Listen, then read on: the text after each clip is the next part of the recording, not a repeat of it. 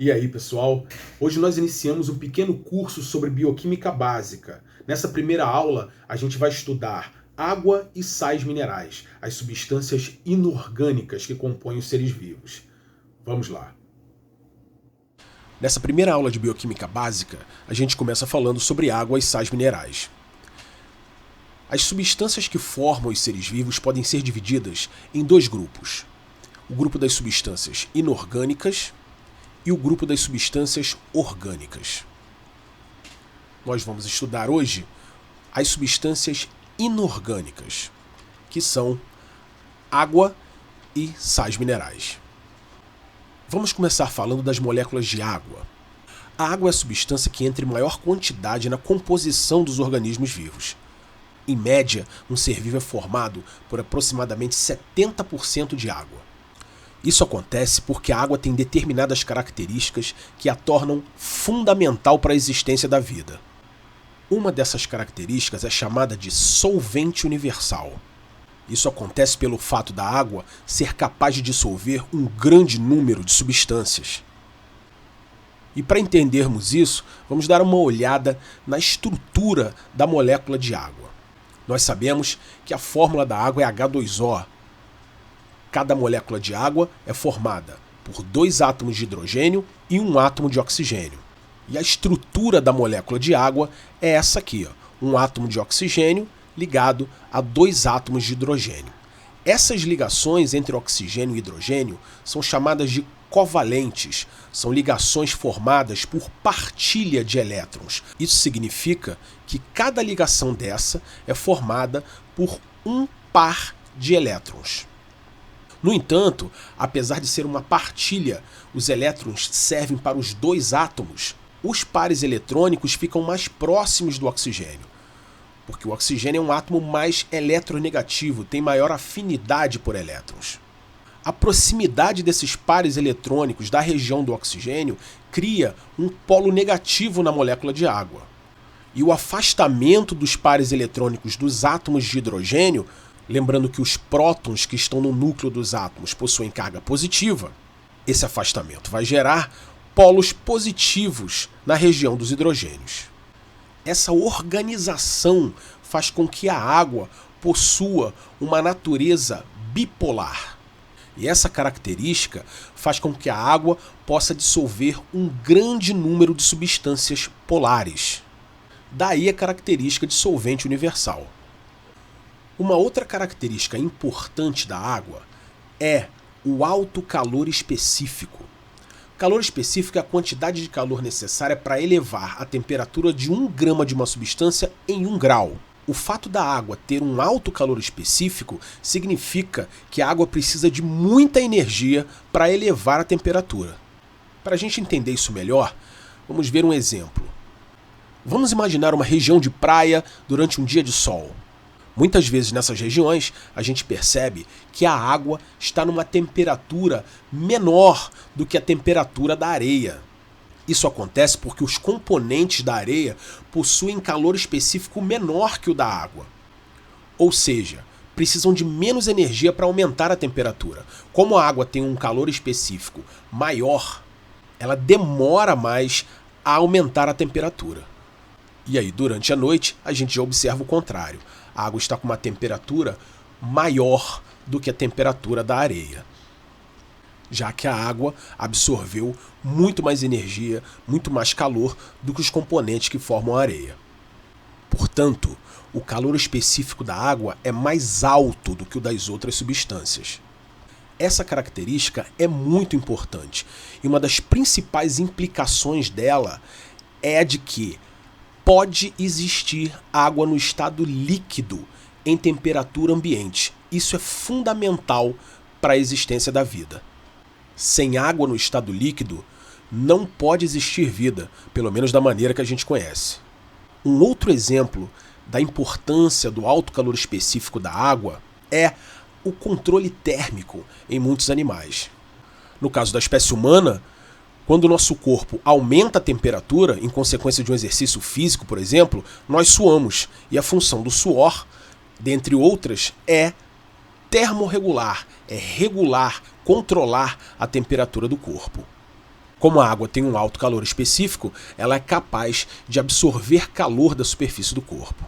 Outros animais dão outras soluções para o controle da temperatura. Animais de orelhas grandes, por exemplo, como os coelhos, eles usam as orelhas como radiadores. O sangue passa em grossos vasos sanguíneos por essas estruturas e fica em um contato mais próximo com o meio ambiente, perde calor e volta para o corpo com a temperatura menor. Nesses animais, então, as orelhas funcionam também como radiadores e têm função de regular a temperatura do corpo.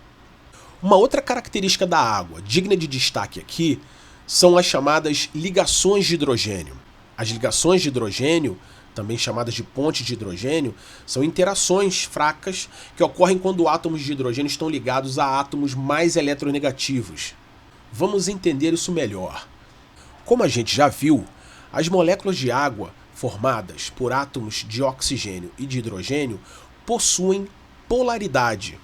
Na região do oxigênio, a gente tem polos negativos e na região dos hidrogênios nós temos polos positivos, dando a característica bipolar da molécula de água. Isso ocorre porque o hidrogênio está ligado a um átomo mais eletronegativo do que ele, que é o oxigênio. Devido às interações entre cargas positivas e cargas negativas, formam-se as ligações de hidrogênio. Essas interações, essas pontes de hidrogênio, são importantíssimas para as características que a água apresenta.